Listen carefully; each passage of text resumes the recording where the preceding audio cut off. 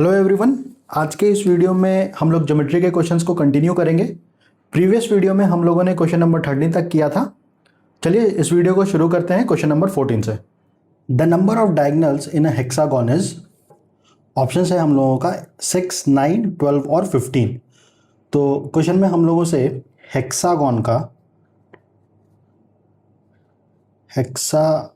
का number of diagonals पूछ रहा है। तो हेक्सागोन में साइड्स कितने होते हैं? एन का वैल्यू क्या होगा? एन का वैल्यू 6 होगा। 6 साइड्स होते हैं हेक्सागोन में। और नंबर ऑफ डायगोनल्स का फॉर्मूला क्या होता है हेक्सागोन के लिए या किसी भी पॉलीगॉन के लिए? नंबर ऑफ डायगोनल्स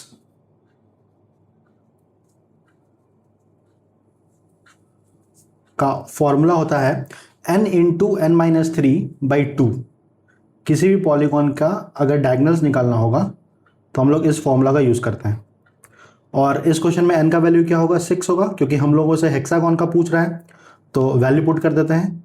तो n का वैल्यू 6 पुट करेंगे तो 6 हो गया यहाँ पे 6 माइनस 3/2। तो 2 से 3, 3 3 से 9, यही आंसर होगा। तो इसका मतलब जो डायगोनल्स की संख्या हेक्सागोन में होगी वो होगी 9। ऑप्शन क्या है इसका? Option B. पार्ट 1 में भी एक क्वेश्चन था हेक्सागोन के ऊपर जिसमें एरिया पूछ रहा था, तो वहां पर भी हम लोग डिस्कस किए थे हेक्सागोन को।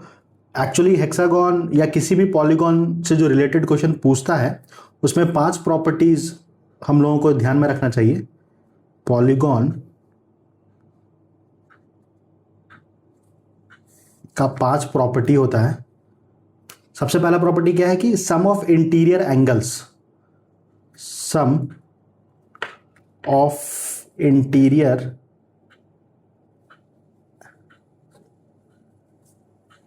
Angles of a polygon. किसी भी पॉलीगॉन का अगर इंटीरियर एंगल्स का सम निकालना होगा तो ये होता है n-2 इंटू 180 डिग्री।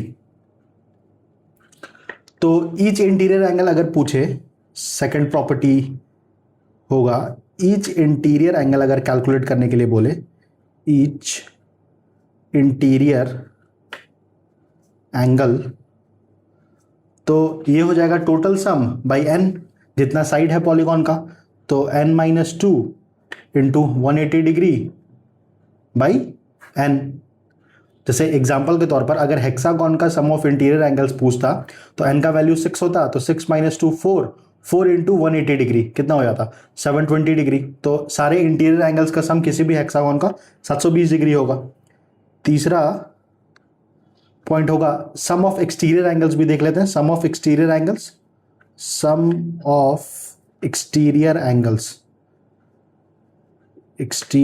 एंगल्स किसी भी पॉलीगॉन का, ये होता है हम लोगों का 360 डिग्री। रेगुलर पॉलीगॉन कहने का मतलब हुआ कि जिसका साइड इक्वल हो। फोर्थ देख लेते हैं, ईच एक्सटीरियर एंगल क्या हो जाएगा? ईच एक्सटीरियर एंगल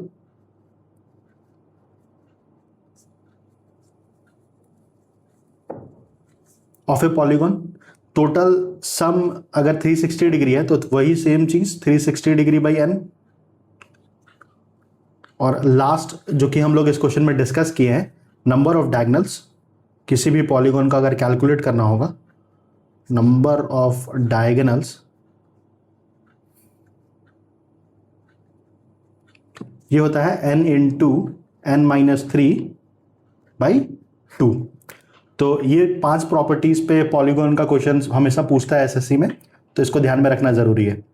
चलिए नेक्स्ट क्वेश्चन करते हैं, question number 15। 2 circles intersect at 2 points, which of the following statements is true? तो 2 सर्कल है, इसका डायग्राम ऐसा होगा, एक सर्कल ऐसे मान लेते हैं और दूसरा सर्कल इस तरीके से। तो ये ए बी एक टेंजेंट होगा, सी डी दूसरा टेंजेंट होगा, ये इसका सेंटर C1 है और ये सेंटर C2 होगा। हम लोगों को क्वेश्चन में पूछ रहा है कि which of the following statements is true. तो पहला स्टेटमेंट क्या कह रहा है कि the internal tangent is longer than the external tangent. तो सबसे पहले तो इंटरनल टेंजेंट, तो ये दोनों जो टेंजेंट है जो कि बाहर में इस तरह से बन रहा है, इसको हम लोग एक्सटर्नल टेंजेंट बोलते हैं। ये हम लोगों का एक्सटर्नल टेंजेंट है। एक्सटर्नल टैंजेंट है। और जब ट्रांसवर्स टैंजेंट बनता हो, जैसे जब ये वाला डायग्राम हो इस तरीके से क्रॉस में, तो इसको हम लोग इंटरनल टैंजेंट बोलते हैं। क्यों बोलते हैं इसको इंटरनल टैंजेंट? क्योंकि जो सेंटर से ज्वाइनिंग जो लाइन है, ये लाइन, ये इसको क्रॉस करता है। मतलब ये टैंजेंट भी इसको इंटरसेक्ट कर रहा है C1 C2 लाइन को, और ये टैंजेंट भी इसको इंटरसेक्ट करता है C1 C2 लाइन को। तो जब भी इस तरह का जब ट्रांसवर्स टैंजेंट का केस होगा तो ये इसको कहते हैं इंटरनल टैंजेंट, इंटरनल टैंजेंट। और ये जो टैंजेंट है ये हम लोगों का, ये दोनों एक्सटर्नल टैंजेंट है। तो हम लोगों से बोल रहा है कि the internal tangent is longer than the external tangent. तो क्वेश्चन में ये वाला डायग्राम नहीं है, क्योंकि क्वेश्चन में बोल क्या रहा है कि इंटरसेक्ट कर रहा है हम लोगों का दो सर्किल दो पॉइंट पे। तो यहां पे इस वाले सर्किल में हम लोगों के पास zero internal tangents, zero internal tangents है और दो एक्सटर्नल टैंजेंट्स है। ठीक है, तो जब जीरो इंटरनल टैंजेंट्स है तो इसका तो सवाल ही नहीं पैदा होता कि कौन सा टैंजेंट बड़ा है और कौन सा टैंजेंट छोटा है। तो ये ऑप्शन गलत होगा। ऑप्शन नंबर बी क्या कह रहा है कि only two common tangents exist. तो हाँ, ये वाला सही है क्योंकि दो कॉमन टैंजेंट इसमें एग्जिस्ट करता है। तो ऑप्शन बी इसका आंसर होगा, ऑप्शन बी इसका आंसर होगा। ऑप्शन सी और ऑप्शन डी भी देख लेते हैं कि क्या बोल रहा है। ऑप्शन सी बोल रहा है कि the number of tangents depend upon radii. तो ये भी गलत है। नंबर ऑफ टैंजेंट्स किस पर डिपेंड करता है? नंबर ऑफ टैंजेंट्स हम लोगों का डिपेंड करता है कि सर्किल का पोजीशन क्या है। कहने का मतलब क्या हुआ कि अगर दो सर्किल सेपरेट है इस तरीके से, तो नंबर ऑफ टैंजेंट्स कितना होगा? एक, दो, और एक होगा हम लोगों का इस तरीके से। यहां पे बना लेते हैं इसको।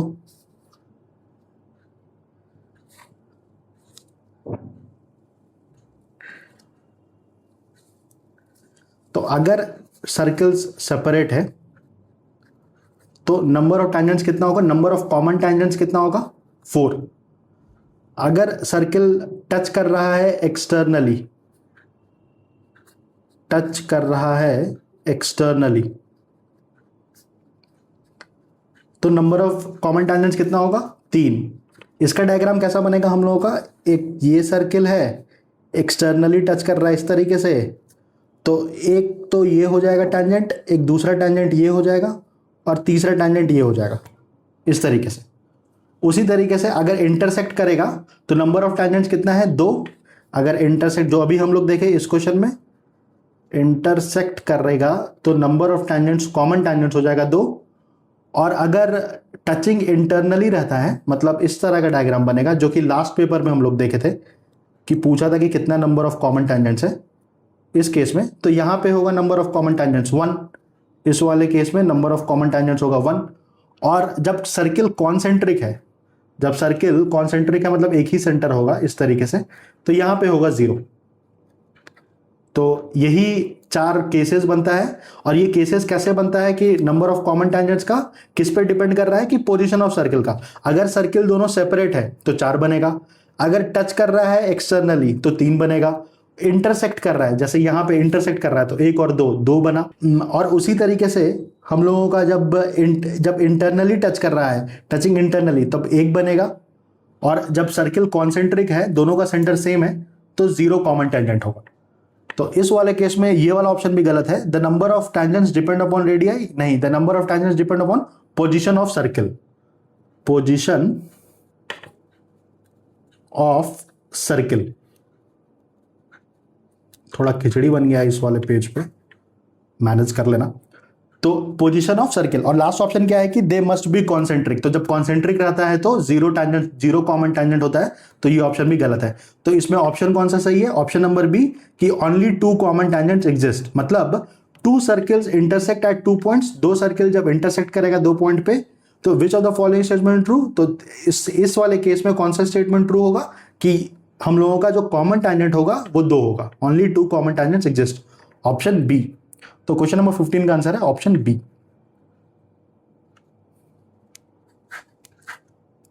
नेक्स्ट क्वेश्चन करते हैं। A chord of a circle has a length of 12 centimetre.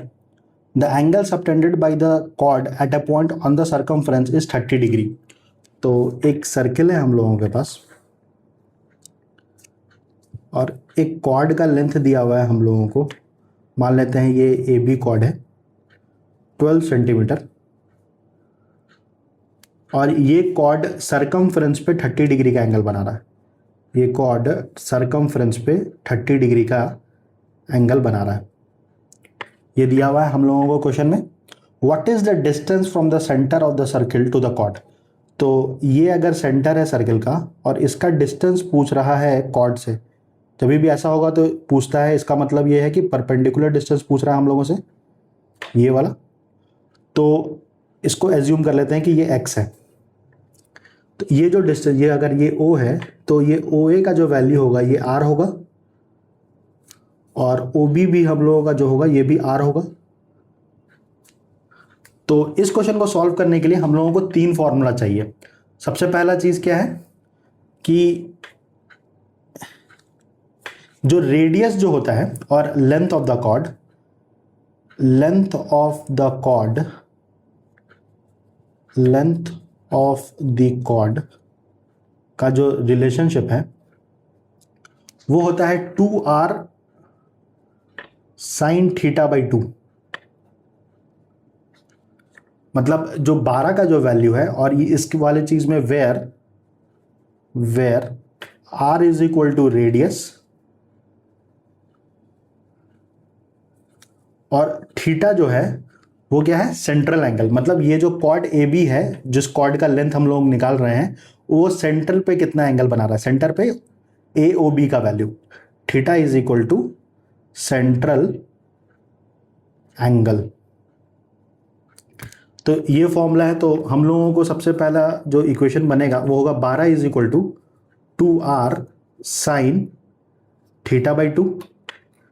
अब हम लोगों को चाहिए वैल्यू थीटा का, मतलब सेंट्रल एंगल। तो ये कैसे निकालेंगे हम लोग, इसके लिए दूसरा फॉर्मूला यूज करेंगे। सेंट्रल एंगल जो होता है, सेंट्रल एंगल जो होगा, सेंट्रल एंगल हम लोगों का थ्योरम क्या बोलता है कि angle subtended by the chord at the centre is double the angle subtended by it at anywhere in the circle. मतलब सर्किल पे जो एंगल बना रहा है 30 डिग्री, उसका दुगना एंगल 2 टाइम्स बनाएगा सेंटर पे। यही थ्योरम है। तो central angle is equal to 2 into angle on semi circumference, angle on circumference, circumference. तो सेंट्रल एंगल जो है, मतलब कि थीटा का जो वैल्यू है वो हो जाएगा 2 इंटू जो सरकमफ्रेंस पे कितना 30 डिग्री बना रहे हैं, तो मतलब 60 डिग्री। तो अब इस वाला वैल्यू को यहां पे पुट करेंगे तो हम लोगों को r का वैल्यू मिल जाएगा। तो 12 is equal to 2r sine 60 degree theta निकाले हैं बाई 2। तो this implies 12 is equal to 2r sine 30 degree, और साइन 30 का वैल्यू क्या होता है 1/2। साइन 30 का जो वैल्यू होता है वो होता है हम लोगों का हाफ। तो 12 is equal to 2 into R into 1/2। तो 2 कैंसिल हो जाएगा। तो यहां से रेडियस का वैल्यू क्या आया हम लोगों का 12। अब रेडियस का वैल्यू 12 आ गया है। तो अब इस ट्राइंगल को देखो, ट्राइंगल ए ओ बी, ये जो ट्राइंगल है हम लोगों का, ट्राइंगल ए ओ बी, और इस वैल्यू को हम लोगों से पूछ रहा है इसका एल्टीट्यूड, जिसको हम लोग एक्स एज्यूम किए हैं। तो ये वैल्यू आर था जिसका वैल्यू 12 आया, ये वैल्यू भी आर था जिसका वैल्यू 12 आया, और ये पहले से हम लोगों को गिवन है कि ये 12 सेंटीमीटर का है। तो ये तीनों साइड इक्वल है। तो किस तरह का ट्रायंगल बनेगा ये हम लोगों का इक्विलैटरल ट्रायंगल बन गया, इक्विलैटरल ट्रायंगल। और इक्विलैटरल ट्रायंगल में अब हम लोगों को फॉर्मूला नंबर 3 का जरूरत पड़ेगा। ये क्या है फॉर्मूला कि ऑल्टीट्यूड या हाइट, ऑल्टीट्यूड या height of an equilateral triangle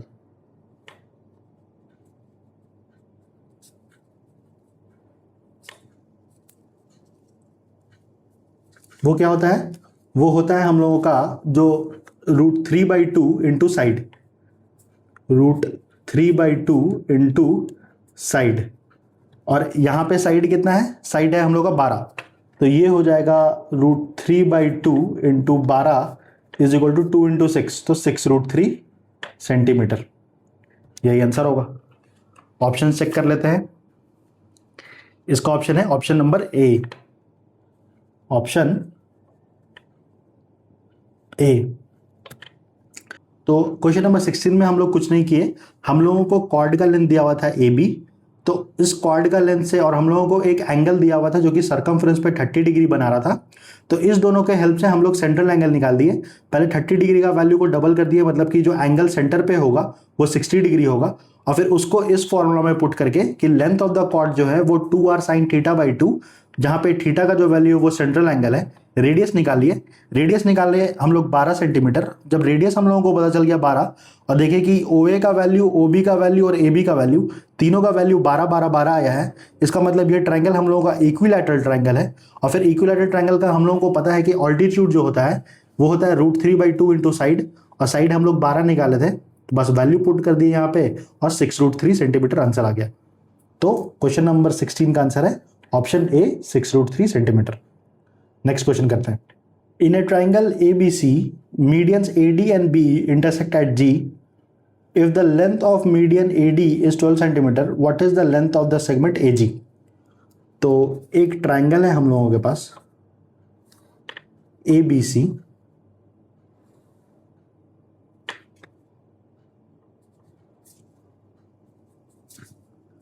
और दो मीडियन दिया है AD और BE। मीडियन किसको बोलते हैं? मीडियन एक ऐसा लाइन होता है जो कि वर्टेक्स से हम लोग ड्रॉ करते हैं अपोजिट साइड पे, जो कि डिवाइड कर देता है अपोजिट साइड को इक्वल पार्ट्स में, तो ये दोनों इक्वल होगा। तो ये है AD और ये है BE, और जहां पे मीडियन, तो एक और मीडियन होगा यहाँ पे CF, तो जहां पे ये मीडियन इंटरसेक्ट करता है उस पॉइंट को बोलते हैं हम लोग सेंट्रॉइड, उस पॉइंट को हम लोग बोलते हैं सेंट्रॉइड। तो G क्या है हम लोगों का? G है हम लोगों का सेंट्रॉइड, मतलब intersecting point of medians, intersecting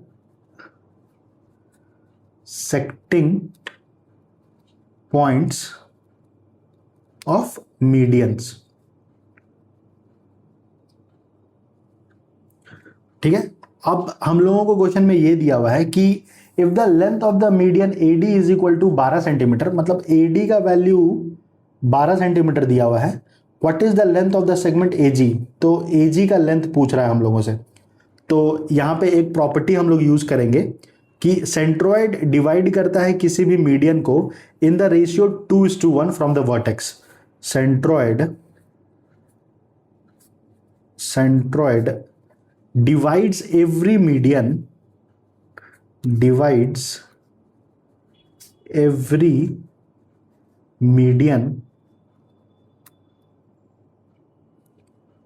in the ratio 2:1 from the vertex। मतलब AG is to GD is to, ये क्या हो जाएगा? AG प्लस GD, इस तरह से लिख सकते हैं हम लोग। तो AG is to GD 2:1:3, यही होगा। AG का वैल्यू 2 यूनिट है और GD का वैल्यू 1 यूनिट है। 2 जो होगा वो फ्रॉम द वर्टेक्स है। Centroid divides every median in the ratio 2:1 from the vertex. तो ये वर्टेक्स से यहां तक का जो दूरी होगा ये होगा 2, और यहां से लेकर यहां तक का जो दूरी होगा वो होगा 1। तो दोनों को ऐड कर देंगे अगर, तो AG प्लस GD कर देंगे तो हम लोगों को AD का वैल्यू निकल जाएगा, मतलब 2 + 1 3। और ये वैल्यू हम लोगों को दिया हुआ है कि in a triangle median AD and B intersect at G if the length of the median AD is 12 centimetre. तो ये जो वैल्यू है, जो AD है वो है 12, तो 3 का वैल्यू 12, मतलब इसको 4 से मल्टीप्लाई कर रहे हैं, और हम लोगों से पूछ रहा है what is the length of the segment AG। तो AG मतलब 2 का वैल्यू, तो इसको भी 4 से मल्टीप्लाई करेंगे तो ये हो जाएगा 8 सेंटीमीटर। यही आंसर होगा। ऑप्शन कौन सा होगा इसका? Option C. बस एक प्रॉपर्टी अगर पता होगा कि जो सेंट्रॉइड है वो डिवाइड करता है किसी भी मीडियन को 2:1 के रेशियो में, 2 फ्रॉम द वर्टेक्स, तो ये क्वेश्चन इजीली सॉल्व हो जाएगा। नेक्स्ट क्वेश्चन करते हैं। 2 circles with radii r1 and r2 touch each other externally. If the length of their direct common tangent is t, which of the following is the correct relationship between T R1 and R2। तो दो circle है जो externally touch कर रहा है, तो इसका diagram इस तरीके से बनेगा। तो ये हो जाएगा इसका सेंटर C1, इसको मान लेते हैं सेंटर C2, C1 C2, ये रेडियस हम लोगों को दिया हुआ है R1 है और ये R2, और length of the common tangent, इसका लेंथ हम लोगों को दिया हुआ है कि ये अगर पॉइंट ऑफ कांटेक्ट ये A है, ये पॉइंट ऑफ कांटेक्ट B है, तो ये जो लेंथ है ये दिया हुआ है T। तो हम लोगों को पता है कि रिलेशनशिप क्या होता है, length of the common tangent मतलब T का square is equal to distance between centres, distance between centres whole square minus R1 minus R2, जो रेडियस का जो डिफरेंस होता है उसका स्क्वायर। जब डायरेक्ट कॉमन टैंजेंट का ये फॉर्मूला है और ट्रांसवर्स अगर रहेगा, ट्रांसवर्स कॉमन टैंजेंट, तो उसके लिए क्या फॉर्मूला यूज करते हैं, सब कुछ सेम होगा, बस R1 प्लस R2 का होल स्क्वायर हो जाता है। तो यहाँ पे ये वाला फॉर्मूला अप्लाई होगा हम लोगों का। तो T square, distance between centres क्या होगा, डिस्टेंस यहाँ पे से C1 से लेके C2 का वैल्यू R1 प्लस R2 हो जाएगा। तो इसको लिख सकते हैं ऐसा, T square is equal to R1 plus R2 whole square, और ये हो गया माइनस R1 माइनस R2 का होल स्क्वायर। अब देखो रिलेशनशिप जो हम लोगों को ऑप्शंस में दिया है वो भी वही इसी में है, टी का वैल्यू है R1 R2 है। तो इसको सॉल्व कर लेते हैं, देखते हैं फाइनल रिलेशनशिप क्या आएगा। तो ये हो जाएगा T square is equal to, तो R1 square plus R2 square plus 2 R1 R2, इसको सॉल्व करेंगे तो ये आएगा माइनस, ये हो जाएगा R1 square plus R2 square, तो A square plus B square minus 2ab minus 2 R1 R2। तो ये हो जाएगा T square is equal to R1 square R2 square plus 2 R1 R2 minus R1 square minus R2 square plus 2 R1 R2। तो ये R1 square और ये R1 square cancel out हो गया, R2 स्क्वायर और R2 स्क्वायर कैंसिल आउट हो गया। तो T square is equal to 2R1 R2 plus 2R1 R2, ये हो जाएगा हम लोगों का 4R1 R2। तो t का वैल्यू क्या आ गया, 4 का अंडर रूट हो गया 2 root under R1 into R2। यही रिलेशनशिप आ रहा है जो कि है option number C, t is equal to 2 root under R1 R2, option C. तो इजी क्वेश्चन था ये, फॉर्मूला बेस्ड, डायरेक्ट फॉर्मूला पे बस पुट करना था वैल्यू। ये वाला फॉर्मूला, ये वाला रिलेशनशिप हम लोगों को पता होना चाहिए कि length of the direct common tangent का होल स्क्वायर जो होगा वो डिस्टेंस बिटवीन सेंटर्स का square minus R1 minus R2 मतलब रेडियस के डिफरेंस का होल स्क्वायर होगा। और ट्रांसवर्स टैंजेंट अगर बनेगा, ट्रांसवर्स करने का मतलब हुआ क्या है कि इस तरह का, जब ये या इंटरनल टैंजेंट का जब केस होगा तो सब कुछ सेम रहता है, बस ये बीच में जो है R1 प्लस R2 का होल स्क्वायर हो जाता है। नेक्स्ट क्वेश्चन करते हैं, question number 19। Two right angled triangular blocks ABC and DEF have angle B is equal to angle E is equal to 90 degree. तो दो राइट एंगल ट्राइंगल है हम लोगों के पास, एक ट्राइंगल है ABC,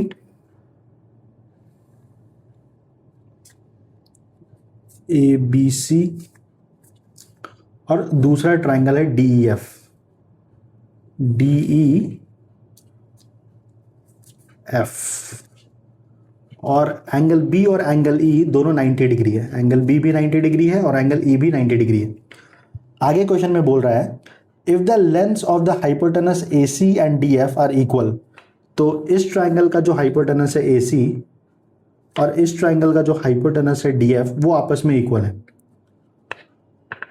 and the side AB and DE are equal, और side AB और DE भी इक्वल है, ये साइड भी इक्वल है और ये साइड भी इक्वल है।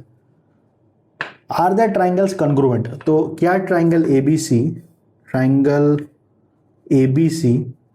कॉन्ग्रुएंट है ट्राइंगल DEF के, ये क्वेश्चन में पूछ रहा है हम लोगों से।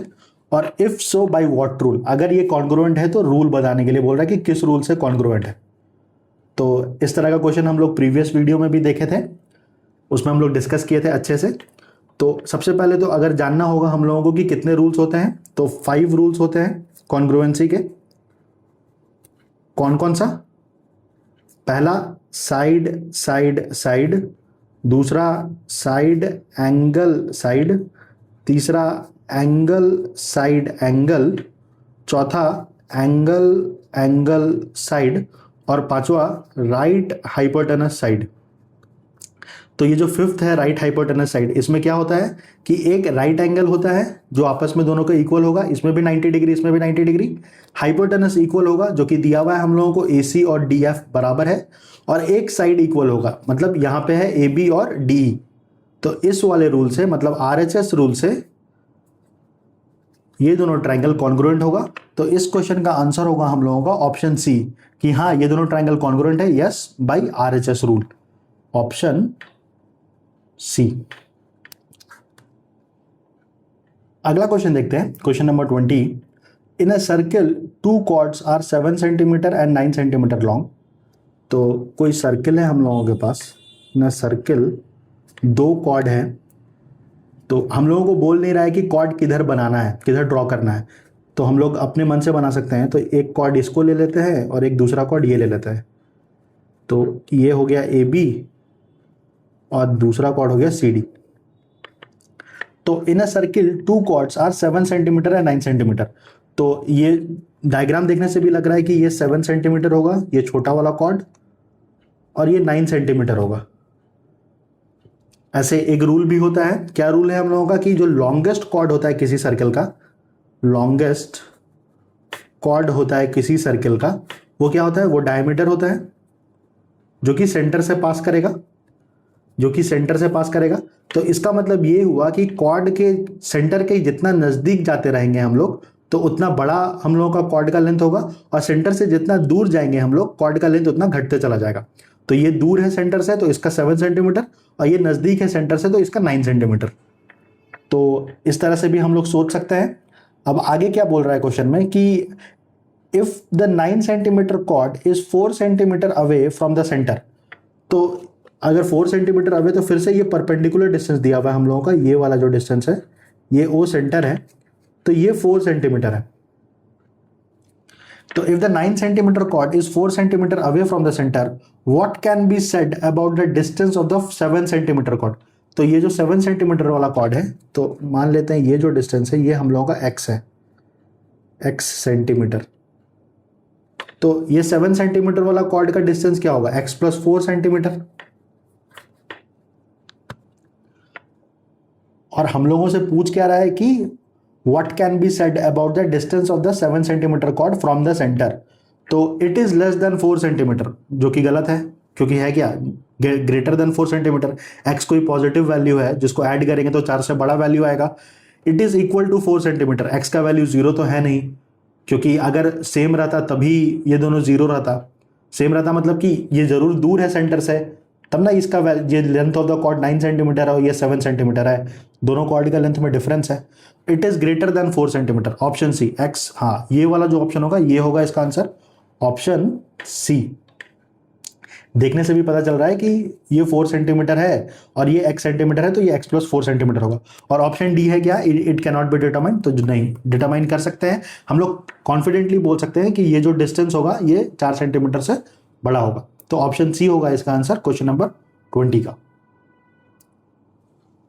अगला क्वेश्चन करते हैं, question number 21। What is the measure of each interior angle in regular 8 sided polygon. तो 8 साइडेड पॉलीगॉन बोल रहा है हम लोगों को, तो n का वैल्यू क्या होगा 8, और ईच इंटीरियर एंगल का फॉर्मूला हम लोग देखे थे पहले क्वेश्चन नंबर फर्स्ट में ही, कि ईच इंटीरियर एंगल होता क्या है, कैसे कैलकुलेट करते हैं हम लोग, n-2 इंटू 180 डिग्री हम लोगों को सम दे देता है, सम ऑफ इंटीरियर एंगल्स, और इसको n से डिवाइड कर देंगे तो ईच इंटीरियर एंगल का हम लोगों को वैल्यू आ जाएगा। तो बस n का वैल्यू पुट कर देना है, तो 8-2 हो जाएगा 6, तो 6 इंटू 180 डिग्री डिवाइडेड बाई 8, तो 18 6 1080 बाई 8, तो 8 1 जा 8, 28, 8 3 जा 24, और 8 5 जा 40, तो 135 डिग्री, यही आंसर होगा। तो क्वेश्चन नंबर 21 का आंसर है option number B, option B 135 degree.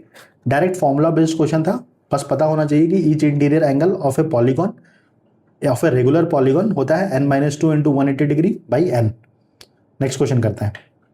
3 non overlapping non touching circles are drawn in a plane, what is the maximum number of distinct common tangents that can be drawn to them in total.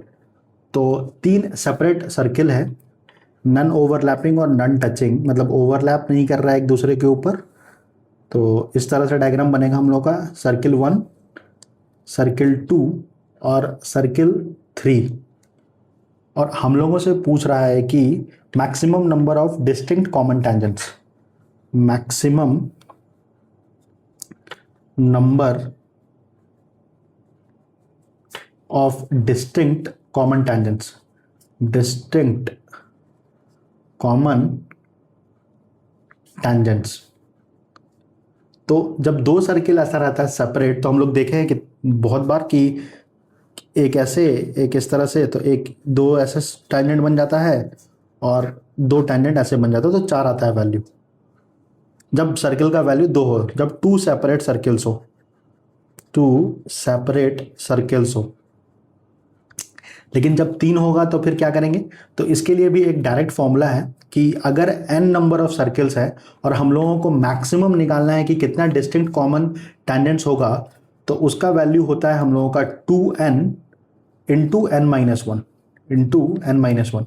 जैसे यहाँ पे n का value क्या है, number of circles 3 है, n का value 3 है, तो यहाँ पे n का वैल्यू पुट कर देंगे 3, तो 3 2 6, 2 इंटू 3 इंटू 3-1, जो कि हो जाएगा 6 इंटू 2 मतलब 12।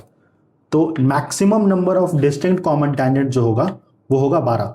यही क्वेश्चन में भी पूछ रहा है कि what is the maximum number of distinct common tangents that can be drawn to them in total. तो इसका आंसर होगा ऑप्शन डी, ऑप्शन डी। ये भी क्वेश्चन डायरेक्ट फॉर्मूला बेस्ड था, सीधा फॉर्मूला पे वैल्यू पुट करना है और आंसर निकालना है। नेक्स्ट क्वेश्चन करते हैं, question number 23। 2 chords AB and CD intersect at point P inside a circle। तो 2 कॉर्ड है, एक सर्कल पहले ड्रॉ कर लेते हैं। एक कॉर्ड मान लेते हैं ए बी ऐसा है, ए बी, और दूसरा कॉर्ड है सी डी, सी डी, और ये इंटरसेक्ट करता है पॉइंट पी पे ऐसे।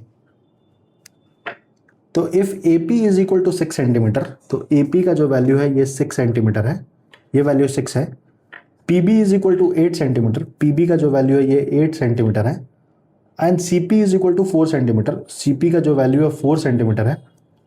तो what is the length of P D, तो ये जो वैल्यू ये पूछ रहा है, तो एज्यूम कर लेते हैं कि इसका वैल्यू x है।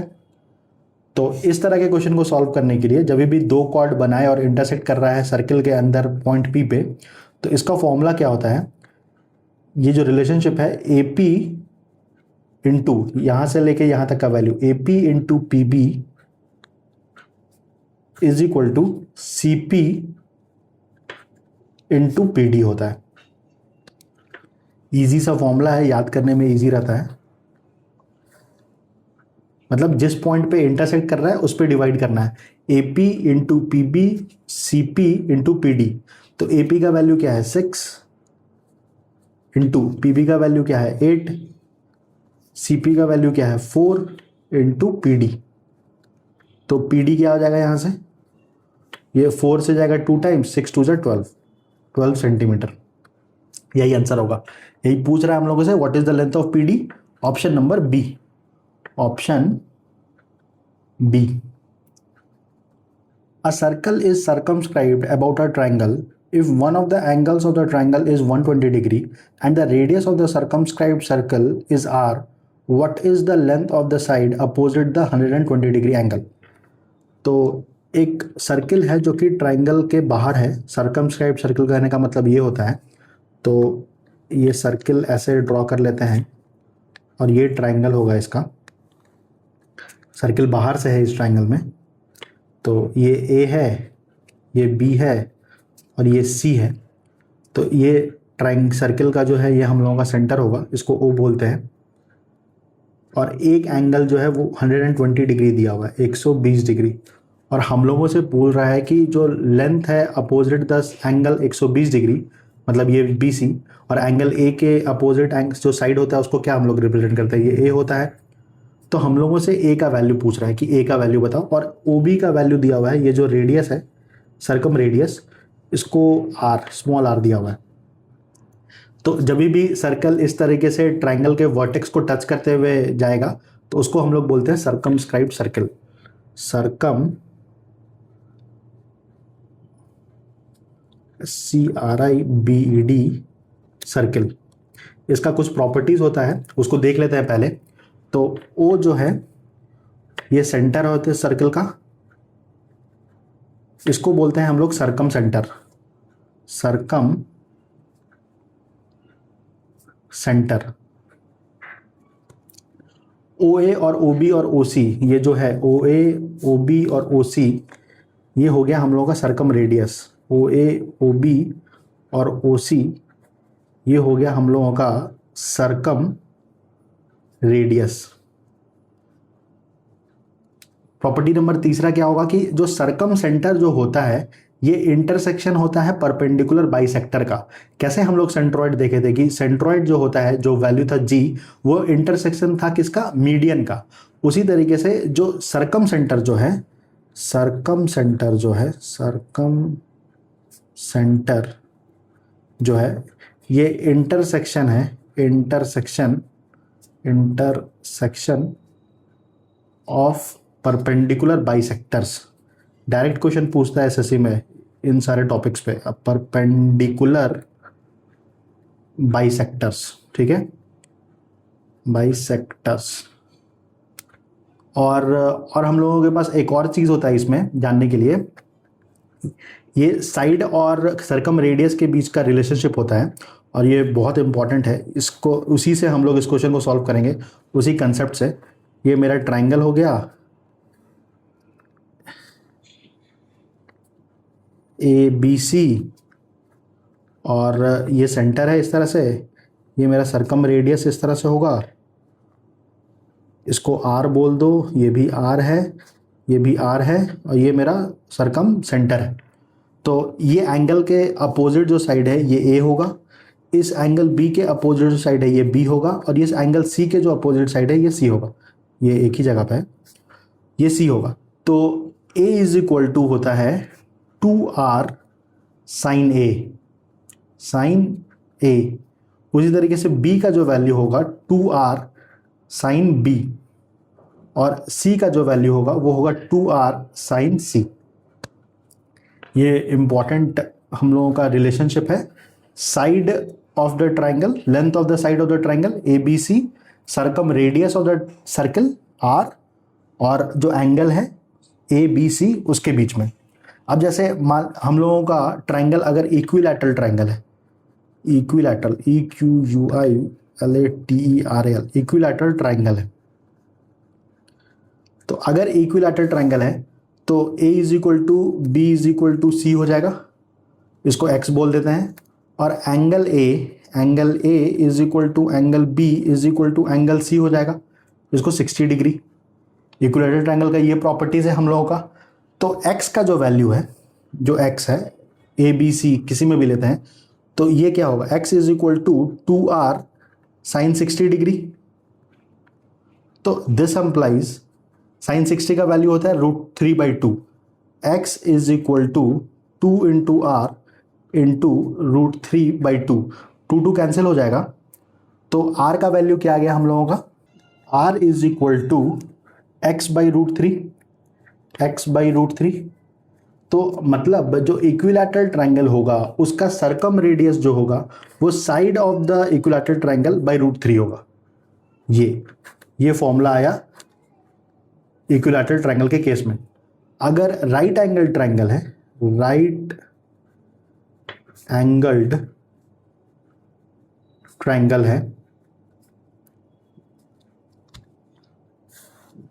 तो ये मेरा राइट एंगल ट्राइंगल होगा ABC, ये हाइपोटेनस है, और ये 90 डिग्री है।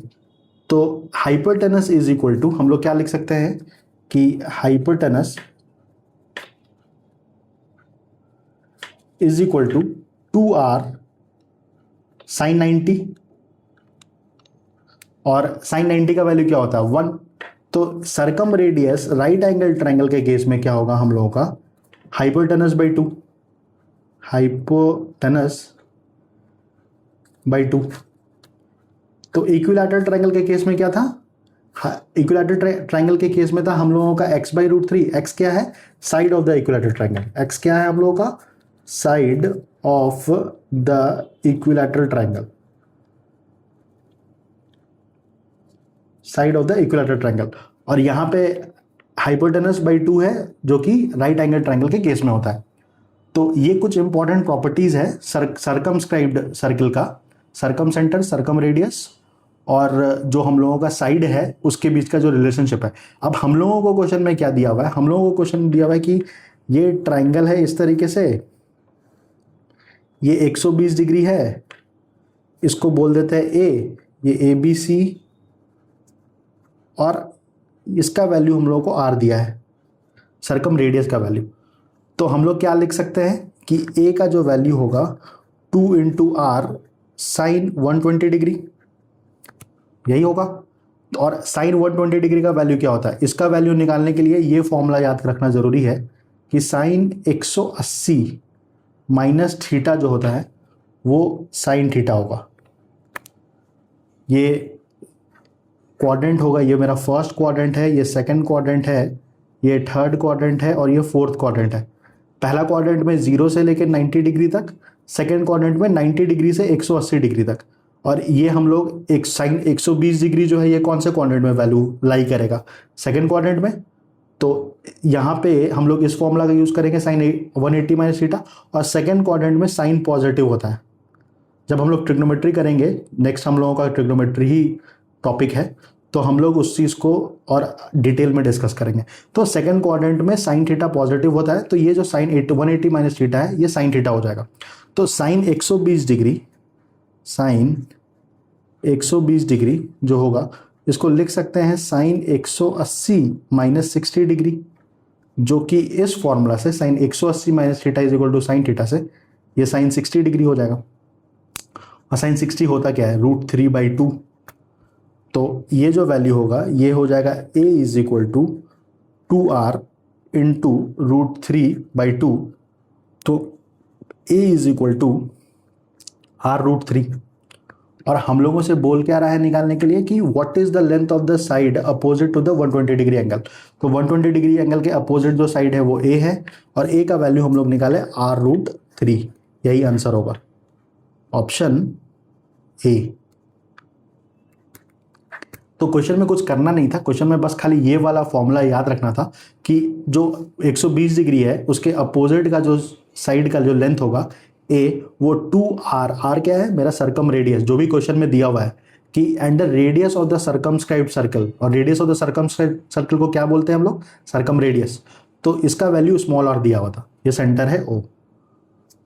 और बाकी जो फॉर्मूला, जो बाकी जो हम लोग प्रॉपर्टीज इसमें देखे हैं वो प्रॉपर्टीज इंपॉर्टेंट है बाकी क्वेश्चंस को करने के लिए जो कि पूछता है एसएससी में।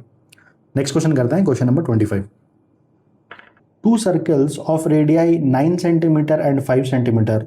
तो 2 सर्किल है जिसका रेडियाई हम लोगों को पता है, तो एज्यूम कर लेते हैं कि R1 जो है वो 9 सेंटीमीटर है और R2 जो है वो 5 सेंटीमीटर है।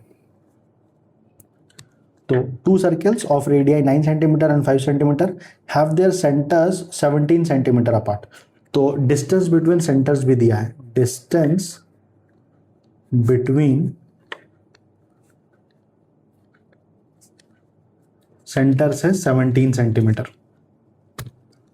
What is the length of the internal common tangent। तो internal common tangent हम लोग देखे हैं पहले, किसको बोलते हैं, ऐसा टेंजेंट जो दोनों सर्कल का जो सेंटर है जिसको हम लोग ड्रॉ किए थे, मिलाए थे, उसको इंटरसेक्ट करते हुए जाता है। मतलब अगर ये मेरा ऐसे है और ये इस तरह से है, तो ये एक सर्किल हो गया, ये दूसरा सर्किल हो गया। तो ये जो ट्रांसवर्स टेंजेंट है, ट्रांसवर्स कॉमन टेंजेंट, ये टैंजेंट मेरा इंटरनल टैंजेंट कहलाता है। क्यों कहलाता है, क्योंकि C1 C2 का जो लाइन है ये इसको इंटरसेक्ट करता है। ये ए बी इसको इंटरसेक्ट कर रहा है और सी डी भी इसको इंटरसेक्ट कर रहा है, तो ट्रांसवर्स टू कॉमन टैंजेंट जो होगा वही मेरा इंटरनल टैंजेंट भी होगा। तो इंटरनल टैंजेंट का जो लेंथ होगा वो क्या होगा, वो लेंथ होता है, तो मान लेते हैं इंटरनल टैंजेंट का जो लेंथ है वो डी है, तो रिलेशनशिप क्या होगा हम लोगों का, डी का जो स्क्वायर है is equal to distance between centres का स्क्वायर, तो डिस्टेंस बिटवीन सेंटर्स का होल स्क्वायर माइनस, और जो रेडियस का जो सम है r1 प्लस r2 का होल स्क्वायर, और डायरेक्ट कॉमन टैंजेंट के केस में r1 माइनस r2 का होल स्क्वायर। तो this implies D square is equal to distance between centre से 17, तो ये हो जाएगा 17 का square minus r1 plus r2 कितना हो जाएगा 9 प्लस 5 14, तो 14 का स्क्वायर। तो this implies D square is equal to, इसको A square minus B square में ब्रेक कर सकते हैं। A square minus B square क्या होता है, A minus B into A plus B, तो 17 में से 14 जाएगा, एक हो जाएगा 17 माइनस 14 और दूसरा हो जाएगा 17 प्लस 14, तो 17 माइनस 14 हो गया 3 और 17 प्लस 14 हो गया 31। तो दिस एम्प्लाइज डी स्क्वायर का जो वैल्यू आ रहा है ये हो जाएगा 3 × 3 93, तो देयरफॉर डी का जो वैल्यू क्या आ गया √93 सेंटीमीटर, यही आंसर होगा। अब हम लोग डी क्या एज्यूम किए थे, इंटरनल टैंजेंट का length, length of internal tangent, तो इसका आंसर होगा option number C, option C. Question number 25 का आंसर है ऑप्शन सी। नेक्स्ट क्वेश्चन करते हैं और इस वीडियो का last question, question number 26। In a cyclic quadrilateral ABCD if angle A is 100 degree what is the measure of angle C। तो cyclic quadrilateral होता क्या है, एक ऐसा क्वाड्रिलेटरल जिसका चारों वर्टेक्स सर्कल के सरकमफ्रेंस पे लाई करेगा। तो ये A, ये B, ये C और ये D, चारों वर्टेक्स जो है वो सर्कल के सरकमफ्रेंस पे है। इसको बोल देते हैं A, ये B और ये C और ये D। तो ये मेरा साइक्लिक क्वाड्रिलेटरल है और एंगल A का वैल्यू दिया हुआ है 100 डिग्री, एंगल A का वैल्यू दिया हुआ है 100 डिग्री। तो साइक्लिक क्वाड्रिलेटरल का एक प्रॉपर्टी होता है, प्रॉपर्टी क्या कहता है, सम ऑफ अपोजिट एंगल्स जो होगा वो 180 डिग्री के इक्वल होगा। सम ऑफ अपोजिट एंगल्स जो है वो 180 डिग्री के इक्वल होगा, मतलब एंगल ए और एंगल सी को ऐड करेंगे तो 180 मिलेगा, और एंगल बी और एंगल डी को ऐड करेंगे तभी भी 180 डिग्री मिलेगा। तो एंगल ए अगर 100 डिग्री है तो एंगल सी क्या हो गया हम लोग का 80 डिग्री, तभी दोनों मिलकर 180 बनाएगा। तो यही आंसर होगा, क्योंकि यही पूछ रहा है हम लोगों से what is the measure of angle C. तो angle C is equal to 80 degree, option number B, option B. तो होपफुली आप लोगों को वीडियो हेल्पफुल लग रहा होगा। मिलते हैं नेक्स्ट वीडियो में। Thank you for watching.